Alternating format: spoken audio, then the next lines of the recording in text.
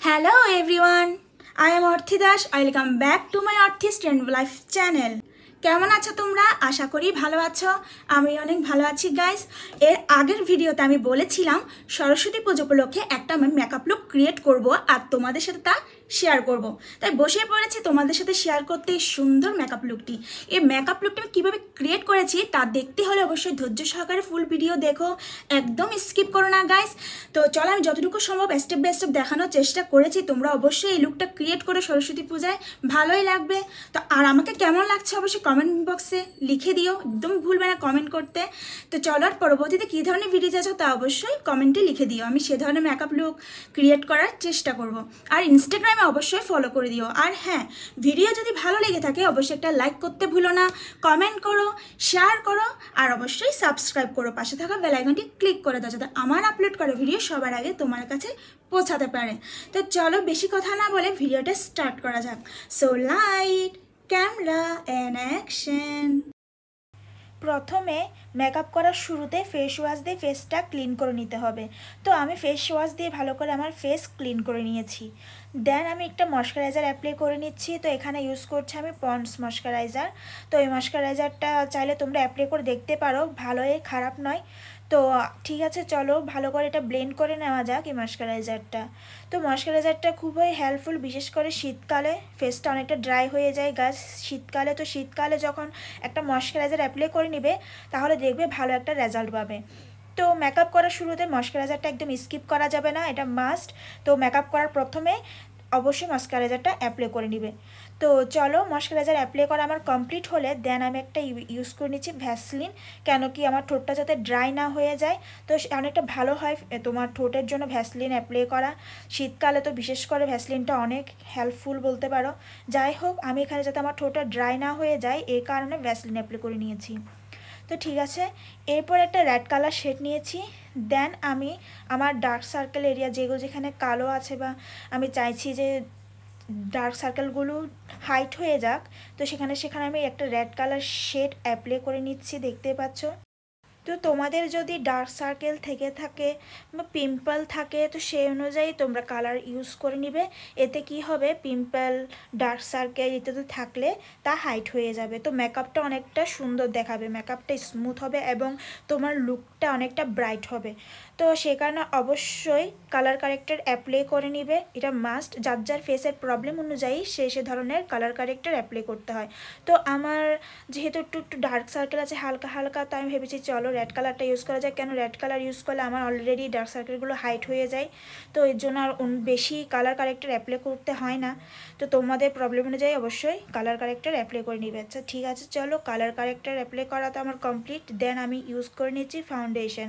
তো আমি ইউজ করছি এখানে মিলনি ফাউন্ডেশন।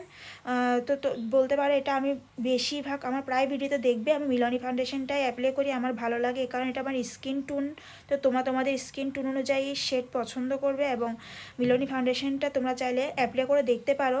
আর যদি পছন্দ মতো কোনো ফাউন্ডেশন থেকে থাকে তাহলে অসুবিধা নেই, সেই ধরনের ফাউন্ডেশন তোমরা অ্যাপ্লাই করে নিবে। তো চলো এবার ব্লেন্ড করা যাক। তো ফাউন্ডেশন যেটাই ইউজ করো না কেন ভালো করে একটু ব্লেন্ড করে নিতে হবে। হ্যাঁ, তোমাদের থেকে যদি ব্রাশ না থেকে থাকে তাতে কোনো প্রবলেম নেই, বিউটি ব্লেন্ডার পাওয়া যায়। ওই বিউটি ব্লেন্ডারটা মেকআপ করার ঠিক 5 মিনিট আগে ভিজিয়ে নিবে, দেন জল ঝরিয়ে ওটা দিয়ে ফাউন্ডেশন অ্যাপ্লাই করতে পারবে। তো ঠিক আছে, ব্লেন্ড করে নিচ্ছি। তো ফাউন্ডেশন ব্লেন্ড ভালো করে করতে হবে যাতে ফেসের মধ্যে ফাউন্ডেশন থেকে না যায়। তো ফাউন্ডেশন ভালো করে ব্লেন্ড করা হয়ে গেলে দেন আমি একটু ভালো করে সেট করে নিচ্ছি যাতে ফাউন্ডেশনটা অনেকটা ফেসের সাথে মিশে যায়, এই কারণে বলতে পারো। তো ঠিক আছে, চলো ফাউন্ডেশন অ্যাপ্লাই করা আমার কমপ্লিট হলে এরপর আমি এখানে ইউজ করছি কনসিলার। তো আমার চোখের নিচে আমি অল্প অল্প করে নিয়েছি আর একটু নাকও অ্যাপ্লাই করে নিয়েছি, দেখতে পাচ্ছ। যেখানে যেখানে আমার ডার্ক সার্কেল আছে আমি সেখানে বেশিরভাগ এই কনসিলারটা অ্যাপ্লাই করার চেষ্টা করছি। তো প্রো কনসিলারটা অ্যাপ্লাই করে নিয়েছি, দেন আমি ব্রাশ দিয়ে ভালো করে ব্লেন্ড করে নিচ্ছি। এমনিতে কনসিলার ব্লেন্ড করতে টাইম লাগে না, হাত দিয়েও ব্লেন্ড করা যায়। ফাউন্ডেশনের থেকে কনসিলার অনেক তাড়াতাড়ি ব্লেন্ড হয়ে যায়, তো যার ফলে ব্রাশ অ্যাপ্লাই করতে হয় না। যেহেতু আমার কাছে ব্রাশ আছে সে কারণে আমি ব্রাশ দিয়েই ব্লেন্ড করে নিচ্ছি। তো তোমাদের কোনো সমস্যা নেই, তোমরা বিউটি ব্লেন্ডার বা হাত দিয়েও ব্লেন্ড করে নিতে পারো। তো ব্লেন্ড করা আমার কমপ্লিট। এই প্রো কনসিলারটা আমার খুবই ফেভারিট গাইস। তো তোমরা তোমাদের পছন্দ মতো যে কোনো ধরনের কনসিলার অ্যাপ্লাই করতে পারো, এতে অসুবিধা নেই। তবে খেয়াল রাখবে মেকআপটা যেন একদম স্মুথ হয়, এই কারণে ভালো করে ব্লেন্ড করা যেমন ইম্পর্টেন্ট তেমন দরকার ধৈর্য। তো আমি প্রায় ভিডিওতে বলে থাকি অবশ্যই ধৈর্য রাখবে এবং মেকআপটা ভালো মতো ক্রিয়েট করার চেষ্টা করবে। তো ঠিক আছে, চলো বেশি না বকে এবার আইব্রো ফিল করা যাক। তো আমি এখানে ইউজ করছি মরফি আই শ্যাডো প্লেট। এখান থেকে ব্ল্যাক কালার একটি শেড নিয়েছি, দেন আমি ভালো করে আমার আইব্রোটা ফিল করে নিচ্ছি। তো এক একজনের আইব্রো এক এক রকম হয়, তো সেরকম করে ব্লেন্ড করে নিবে, ফিল করে নিবে। তো আমার আইব্রো ফিল করা তো কমপ্লিট। এবার সবথেকে ইন্টারেস্টিং পার্ট হলো আই মেকআপ করা। তো আমি এখানে মরফি আই শ্যাডো প্লেট থেকে পিঙ্ক কালার একটি শেড নিয়েছি গাইস, দেখতে পাচ্ছ। আর আমি খুবই স্মুথলি এটা ব্লেন্ড করার চেষ্টা করছি। তো পিঙ্ক কালার অ্যাপ্লাই করা আমার কমপ্লিট হলে দেন আমি সেন্টারে একটু অরেঞ্জ কালার অ্যাপ্লাই করে নিয়েছি। আমার ড্রেসটা যেহেতু ইয়েলো, তো ভাবছি চলো পিঙ্ক আর অরেঞ্জের কম্বিনেশন একটা আই মেকআপ লুক ক্রিয়েট করা যাক, তো দেখতে অনেকটা ভালো লাগবে। তো এবার আমি ব্লু কালার একটি শেড নিয়ে নিয়েছি, দেন আমার আইটা ড্র করে নিচ্ছি। যেহেতু আমি কোনো আইলাইনার ইউজ করছি না, তো সেই কারণে আমি একটু ব্লু কালার শেড নিয়ে আইটা ড্র করে নিয়েছি। এরপর একটু হালকা করে গোল্ডেন কালার শেড অ্যাপ্লাই করে নিয়েছি। তারপর চোখের নিচে একটু ব্ল্যাক কালার অ্যাপ্লাই করে নিচ্ছি, হালকা করে, বেশি নয়, একটু কাজলের মতো লাগে যাতে সে ধরনের করে আমি ব্ল্যাক কালার শেডটা অ্যাপ্লাই করে নিয়েছি। তো এবার হচ্ছে নোজ কন্ট্যুর। আমরা ফাউন্ডেশন কনসিলার তো ইউজ করে থাকি, তো ফাউন্ডেশন কনসিলার ইত্যাদি ইউজ করার পর দেখা যায় কি আমাদের ফেসটা অনেকটা ফ্ল্যাট হয়ে যায়। তো নাকটা অনেক সময় একটু ফ্ল্যাট টাইপসের হয়ে যায়, যার কারণে একটু কন্ট্রোল করে নিলে নাকটা অনেকটা শার্প দেখায়। এমনিতে আমার নাকটা অত শার্প নয়, তো কন্ট্রোল করলে কি হয় নাকটা অনেকটা শার্প দেখায়। তো যাই হোক, তো এবার আমি একটু করে পাউডারও অ্যাপ্লাই করে নিয়েছি, দেন একটু ব্লাশও অ্যাপ্লাই করে নিব। তো ব্লাশ অ্যাপ্লাই করার সময় একটু হেসে নিবে, তাতে কি হয় ব্লাশটা না ভালো করে সেট হয় ফেসে। তো ঠিক আছে, এখানে আমি ব্লাশ অ্যাপ্লাই করছি পিঙ্ক কালার একটি শেড, দেখতেই পাচ্ছ। তো নেওয়ার পরে আমি একটু ঝেড়ে ফেলে দিয়েছি, যাতে একটু অল্প অল্প হয়, ব্লাশটা বেশি না হয়, এই কারণে।